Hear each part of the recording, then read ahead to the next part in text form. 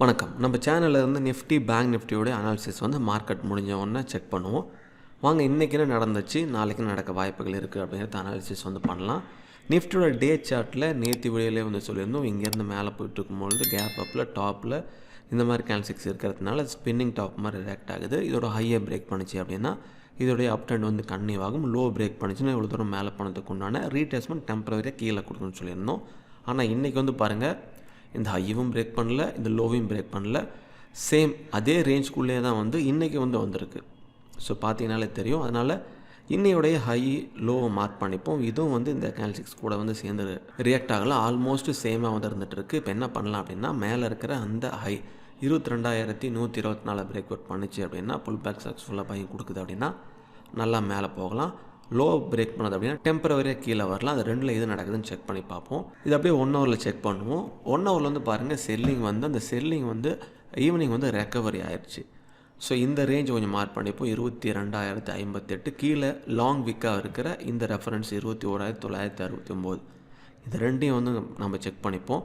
So இந்த ஹையை break பண்ணிட்டு pull back buying கொடுச்சு அப்படின்னா இந்த ஹையை பிரேக் பண்ணிடும். அதாவது இந்த ஹையை இதையும் தாண்டுது அப்படின்னா சக்ஸஸ்ஃபுல்லாக ட்ரெண்டே மேலே போக வாய்ப்புகள் இருக்குது.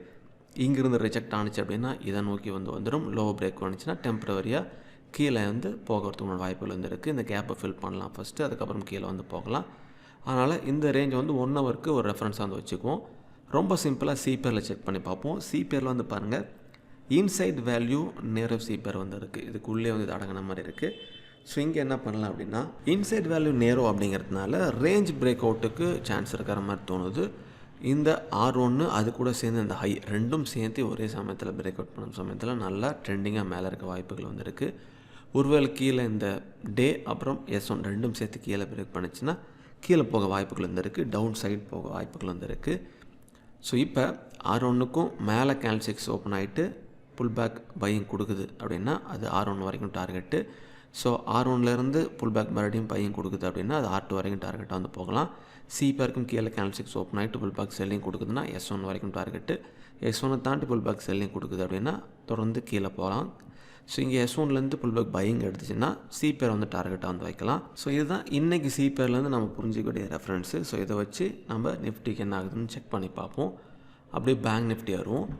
பேங்க் நிஃப்டியும் நேற்று வீடியோவில் சொல்லியிருந்தோம், இந்த ஹையை பிரேக் பண்ணிச்சுன்னா மேலே, இந்த லோவை பிரேக் பண்ணிச்சுன்னா டெம்பரவரி கீழே அப்படின்னு.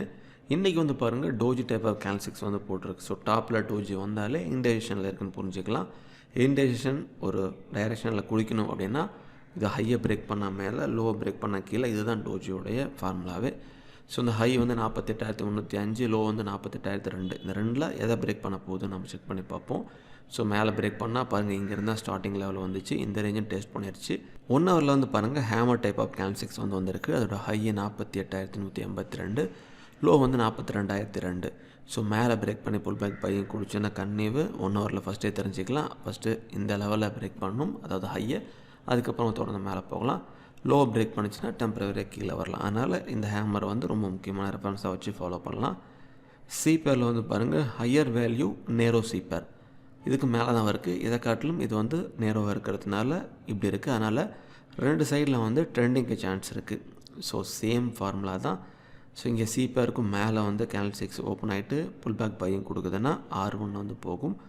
R1 break பண்ணதுன்னா S1. Suppose R1 செல் பண்ணுது அப்படின்னா திரும்ப சிபிஆர் வரைக்கும் டார்கெட்டாக வச்சுக்கலாம். சிபிஆர் கீழே கேண்டில்ஸ்டிக்ஸ் ஓப்பன் ஆகிட்டு புல் பேக் செல்லிங் போடுதுன்னா அப்படியே S1லேருந்து பிரேக் பண்ணுது செல்லிங்க்கு அப்படின்னா S2 டார்கெட்டாக இருக்கும். ஸோ ரெண்டும் ஒரு ரேஞ்சுக்குள்ளே இருக்கிறதுனால அந்த ரேஞ்சை பிரேக் பண்ணும் சமயத்தில் நல்லா மேலேயோ அல்லது கீழே ரீட்ரேஸ்மெண்ட் கொடுக்க வாய்ப்புகள் இருக்கிற மாதிரி தோணுது.